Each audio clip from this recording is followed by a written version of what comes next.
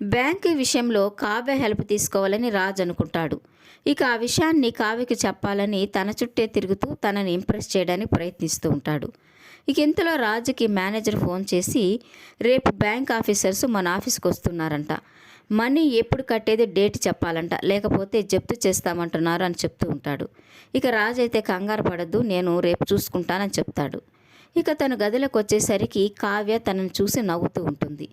ఇక రాజు అయితే నేనేదో తనని ఇంప్రెస్ చేసి తనతో విషయం చెప్పాలనుకుంటే తనే నన్ను చూసి నవ్వుతుంది, అది ఒక అందుకు మంచిదే అనుకున్న రాజు తన దగ్గరికి వచ్చి నీతో ఒక ముఖ్యమైన విషయం చెప్పాలి అంటుంటాడు. ఇక కావ్య అయితే ఏంటో చెప్పండి అని అడుగుతుంటే నేను ఒక పెద్ద సమస్యలో ఉన్నాను, నువ్వే నాకు హెల్ప్ చేయాలని అడుగుతుంటాడు.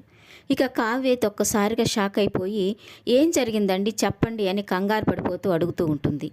ఇక రాజ్ అయితే దుగ్గిరాల వారి వంశ ప్రతిష్టకి స్వరాజ్ గ్రూప్ ఆఫ్ కంపెనీకి పెద్ద సమస్యగా మారబోతుంది.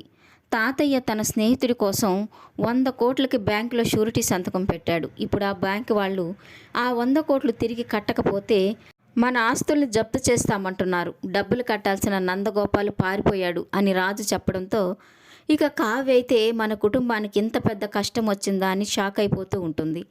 ఇంత పెద్ద సమస్యను పెట్టుకొని మీరు ఎలా ఉన్నారండి అని ఆశ్చర్యపోతూ ఉంటుంది. ఇక రాజు అయితే ఈ విషయంలో నువ్వే నాకు హెల్ప్ చేయాలి కళావతి, నాకేం చేయాలో అర్థం కావడం లేదని కావ్యని హగ్ చేసుకొని రాజు ఏడుస్తూ ఉంటాడు. ఇక షాక్ అయిపోయిన కావ్య అయితే రాజుని ఓదారుస్తూ ఉంటుంది.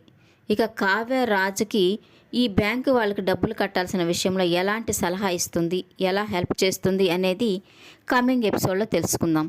ఈ వీడియో నచ్చినట్లయితే లైక్ చేయండి, సబ్స్క్రైబ్ చేయండి. Thank you for watching.